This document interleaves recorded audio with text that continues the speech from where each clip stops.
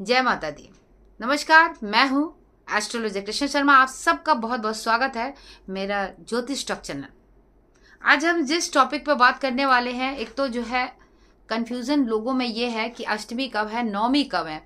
मैं आज पंचांग के साथ में आपके साथ में जुड़ी हूँ और पूरा देख के बताऊंगी कि अष्टमी कब बनानी है, नवमी कब बनानी है। इसके साथ ही दशहरा का जो शुभ समय है उस दिन को भी आपको आज हम बताने वाले हैं। मगर उससे पहले कहेंगे, यदि अभी तक आपने हमारा चैनल सब्सक्राइब नहीं किया, लाइक नहीं किया, शेयर नहीं करा है, तो प्लीज़ कर डालिए।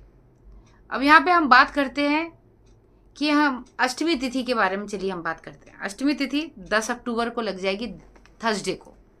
और थर्सडे को जब अष्टमी तिथि लगेगी तो उसके अनुसार अगर हम ये देखते हैं, सुबह यानी दोपहर में 12:30 पे अष्टमी तिथि लग रही है 10 तारीख को, और ये 11 तारीख को 12:06 तक रहेगी। और सनातन धर्म में उदय तिथि के अनुसार ही अगर हम ये देखते हैं, कोई भी हम पूजा आराधना व्रत करते हैं तो हम उदय तिथि को ही मानते हैं। तो अष्टमी तिथि 11 तारीख को मनाई जाएगी। 12:06 के बाद 11 तारीख को जो 12:06 के बाद यानी दोपहर में 12:06 के बाद नौमी तिथि लग जाएगी। और वो दूसरे दिन 12 तारीख को 10:57 तक रहेगी। उस दिन जिनको नौवीं की पूजा करनी है, कंजकों की पूजन करना है, कन्या पूजन करना है, वो नौवीं वाले दिन यानी कि शनिवार के दिन कर सकते हैं। इसके बाद 10:58 पर 10वीं तिथि प्रारंभ हो जाएगी, जिसे हम कहते हैं विजयदशमी। इस दिन माँ भगवती ने महिषासुर का संहार किया था। 9 दिन के बाद महिषासुर का संहार किया था। इसके अलावा भगवान श्री राम ने रावण का वध भी किया था। रावण के पुतले की अगर हम बात करते हैं, जलाया जाता है, उसका दहन किया जाता है, वो शाम को होता है। और इस दिन बहुत सारी शुभ चीजें होती है जिसके बारे में मैं आपसे जिक्र करना चाहूंगी कि जो दशहरे का दिन होता है। देखिए, कन्या पूजन का हमने आपको पूरा बता दिया। अब चलिए ये भी अब लगे हाथ आपको, जब सारी चीजें हम बता ही रहे हैं तो ये भी बता देते हैं कि अष्टमी तिथि जो लोग कर रहे हैं वो लोग चौघड़िया का मुहूर्त देख लीजिएगा। उसी मुहूर्त पे ही कन्या का जो पूजन कर रहे हैं उस समय आप कन्या को बैठाइएगा, हवन करिएगा। एक तो जो है सुबह प्रारंभ हो जाएगा 6:09 से लेके 7:48 तक का समय रहेगा। जो सामान्य रहेगा 7:48 से जो चालू होगा वो 9:14 तक का रहेगा। उसको हम कहेंगे उन्नति का मुहूर्त। उस समय आप कन्या पूजन करते हैं, हवन करते हैं, आपको उन्नति प्रदान होती है। अब इसके बाद करते हैं 9:14 से लेके 10:41 तक का समय रहेगा जो अमृत का रहेगा। उस दौरान आपने क्या करना है, जो कलश का जो जल है उसको आपने अपने घर में छिड़काव करना है। थोड़ा थोड़ा जल अगर पी सकते हैं तो पी लीजिएगा। रोग और बीमारी से आपको मुक्ति मिलेगी। इसके बाद बाकी जो जल बचे अपनी तिजोरी में डालने के बाद, उसके बाद आप इसको क्यारी में या अपने तुलसी क्यारी में डाल दीजिएगा। ये कर लीजिएगा।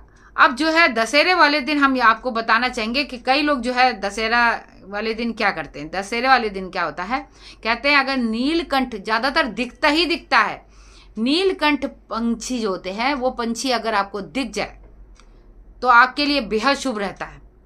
और उस दिन अगर आप किसी मंदिर में या फिर किसी हॉस्पिटल में चुपचाप जाकर कुछ भी दान करके आते हैं, मंदिर में जाते हैं तो धन दान कीजिए, अनाज दान कीजिए। अगर हॉस्पिटल में जाते हैं वहाँ पे दान पत्र में आप कुछ धन डाल दीजिएगा, ये कह के कि हमारे परिवार में रोग बीमारियाँ जो भी है इन सब से छुटकारा मिले और ये सारी की सारी चीज़ें हमारे घर से भाग जाएं। ये कहते हुए आपको डालना है। इसको हम कहते हैं, ज़्यादातर लोग किसी को बताइएगा मत, मगर डाल दीजिएगा। यानी ढिंढोरा पीट के कुछ लोग जो है दान करते हैं, मत करिएगा ऐसा। अब कई लोग होता है कि नवरात्र और अष्टमी तिथि समाप्त होते ही नॉनवेज खाओ, ड्रिंक करो। ये अपने लिए लोग गड्ढा खुद खोदते हैं। 10 दिन तक आप लोगों को रुकना ही चाहिए। जो लोग खाते हैं, आदी हैं, उनका क्या कर सकते हैं। तो 9 दिन नहीं, आपको 10 दिन तक आपको इंतजार करना होगा। आप 13 तारीख को आप चाहे कुछ भी खाइए, उसका कोई फर्क नहीं पड़ता। आपको ड्रिंक करनी है, मांस मदिरा का सेवन जो भी करना है आप करते रहिए। उसमें कोई वो नहीं है। अब बात करते हैं कि इस दिन हम क्या कर सकते हैं। दशहरे वाले दिन आपके घर का कोई बड़ा अगर उस दिन शमी के जो पत्ते होते हैं, शमी के जो शनिदेव की जिसमें पूजा हम करते हैं, वो पत्ते अगर एक दूसरे को देते हैं, यानी कि बच्चों को, अपने बड़ों को, बड़े जो हैं बच्चों को देते हैं, घर में एक दूसरे को अगर कोई देता है, उसे आप लाल कपड़े में लपेट के अपने पास रख लीजिएगा, अपनी तिजोरी में रख दीजिएगा।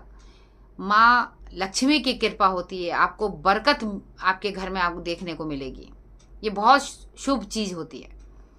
इसके अलावा उस दिन जलेबी खाने का बहुत ज़्यादा महत्वपूर्ण यानी कि महत्व माना जाता है। तो जलेबी खाइएगा, पीले रंग के वस्त्र जरूर पहनिएगा। और अब कहते हैं कि घिए का घिए का हम रायता बना लें दही के साथ में। घिए का रायता खाना, घिया खाना ही बहुत ज़्यादा शुभ रहता है उस दिन। तो आप ये भी करिएगा। ये उपाय वो बता रही हूँ जो आपके लिए बेहद फायदेमंद रहेगा। अब शनिवार के दिन, जिस दिन विजयदशमी पड़ रही है और माँ भगवती मुर्गे पे सवार होकर वापस जा रही है, ये जाते जाते एक ऐसा संकेत दे के जा रही है, क्योंकि मुर्गा जगाता है इंसानों को, क्योंकि आने वाला समय धर्म के ऊपर संकट आएगा, आपस में लोग लड़ेंगे, प्राकृतिक आपदाओं का आप देखोगे। अभी पहले से ही हो रही है ये ना। कई लोग कह रहे हैं कि माँ की सवारी जो है डोली में आई है, इसलिए कहीं ना कहीं दिक्कत। ऐसे बिल्कुल नहीं है। ये प्राकृतिक आपदा पहले से चल रही है। कहीं कहीं आप बाढ़ देख रहे हैं, कहीं कहीं कोई ना कोई दिक्कत दे रही है। वर्ल्ड वार, युद्ध वगैरह इस तरीके की चीजें आपको सुनने को मिल रही है। युद्ध की घटनाएं और बढ़ेंगी, आंतरिक घटनाएं और आतंकवादी घटनाएं इस तरीके का संकेत दे के जा रही हैं माँ भगवती, क्योंकि मुर्गे पे सवार होके माँ भगवती जब वापस जा रही हैं, वो आपको जगा कर जा रही है, क्योंकि मुर्गा हमेशा जगाता है। इसीलिए जगा के जा रही हैं कि ताकि जो है आप अलर्ट रहें, सावधान रहें, क्योंकि आने वाला समय कहीं ना कहीं बीमारियों का संकेत भी देता है। आने वाला समय प्राकृतिक आपदा का देता है, आने वाला समय हिंसात्मक घटनाओं का देता है, युद्ध का देखता है और आतंकी घटनाओं का देखता है। तो ऐसे में यहाँ पर सावधान रहने की जरूरत है। तो सावधान रहिए, सतर्क रहिए। ये आपने सुना होगा ना, तो आज मैं अपने वीडियो के माध्यम से आपको बता रही हूँ। धर्म के प्रति बोलना, धर्म के प्रति कुछ धार्मिक चीज़ों पर आघात करना, या फिर आप ये सोचिए कहीं किसी को नुकसान पहुंचाना, किसी के साथ में लड़ाई झगड़ा, ये कहीं ना कहीं और भी ज़्यादा बढ़ जाएगा, जिसकी वजह से दिक्कतें आएंगी, घटनाएं आपको देखने को मिलेगी।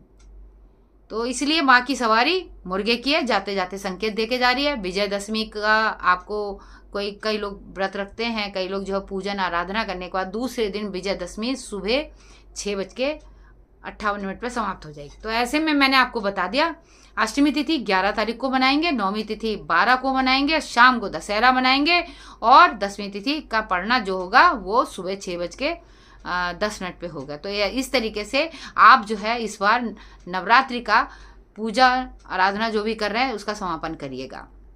और अखंड ज्योत में थोड़ा सा अगर घी बच जाता है उसको रख लीजिएगा, ये आपके लिए अमृत है। आपके घर में कोई समस्या, किसी को कोई ऐसी ऊपरी बाधा या कोई परेशानी हो, उस घी को, जो बचे हुए घी को आपने बुझाना नहीं है, अपने आप माँ भगवती चली जाएंगी। मस्तक पे यहाँ पे लगा दीजिएगा, सीने पे लगा दीजिएगा, बच्चे का स्वास्थ्य अच्छा रहेगा, उस व्यक्ति का स्वास्थ्य अच्छा रहेगा। जो ज्वारे हैं वो दशहरे वाले दिन थोड़े से अब भाइयों के कानों पे रखे जाते हैं, तिलक होता है, बहनें रखती हैं, उसके बाद उसको जो है लाल कपड़े में लपेट के तिजोरी में रखा जाता है। इसकी पूजा आराधना होती है, तो ये जरूर करिएगा। उम्मीद करती हूँ अगर हमारा वीडियो आपको अच्छा लगे, क्योंकि मैंने पूरा डिटेल आपको बता दिया। वीडियो लंबा हो रहा है इसलिए मैं यहीं पर समाप्त करती हूँ। और हमारा वीडियो अगर अच्छा लगे तो लाइक कर दीजिएगा, सब्सक्राइब कर दीजिएगा, शेयर कर दीजिएगा। तब तक के लिए मैं ये कहूँगी, नवरात्रि की, दशहरे की आप सभी को हार्दिक शुभकामना, और आप सभी माँ भगवती की कृपा के पात्र बने। हर हर महादेव, जय महादेव।